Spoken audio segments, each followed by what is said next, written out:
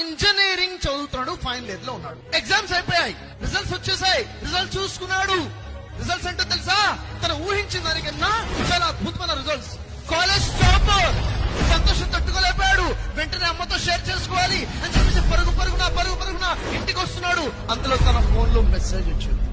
ఏంటి మెసేజ్ అని తీసి చూసేసరికి క్యాంపస్ ఇంటర్వ్యూలో సెలెక్ట్ అయ్యాడు, జాబ్ వచ్చింది, per month 3 lakh rupees salary. ఇంకా వేగం పెరిగింది. పరిగెత్తుకుంటూ ఇంటికి వచ్చాడు. అమ్మా అమ్మా అమ్మా అమ్మా. ఏంట్రా ప్రసాద్, ఏమైందిరా? అమ్మా నీకు తెలుసా, క్యాంపస్ ఇంటర్వ్యూలో సెలెక్ట్ అయ్యాను.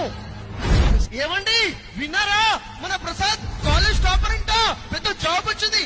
అవునే, ఎవడనుకుంటున్నావు, వాడు నా కొడుకు. తర్వాత రెస్టారెంట్ కి వెళ్ళారు, భోజనం చేస్తున్నారు. ఇంకా ఇష్టమైన మెనూ ఆర్డర్ ఇచ్చేసారు. తింటున్నారు. నాన్న సంతోషంగా ఇంకా ఆర్డర్ ఇస్తున్నాడు. ప్రసాద్, డాడీ చాలు డాడీ. అరే నువ్వు తినరా. చాలు డాడీ, కడుపు నిండింది. వద్దు డాడీ అంటున్నాడు. వద్దు అంటుంటే అంతలో అమ్మ వచ్చేసి, ఏంట్రా ప్రసాద్ ములుగుతున్నా, వద్దు అని ఎంతసేపు పడుకుంటావు, తొందర నిద్రలే, రిజల్ట్స్ వచ్చాయంటే కదా. డాడీ కోపంగా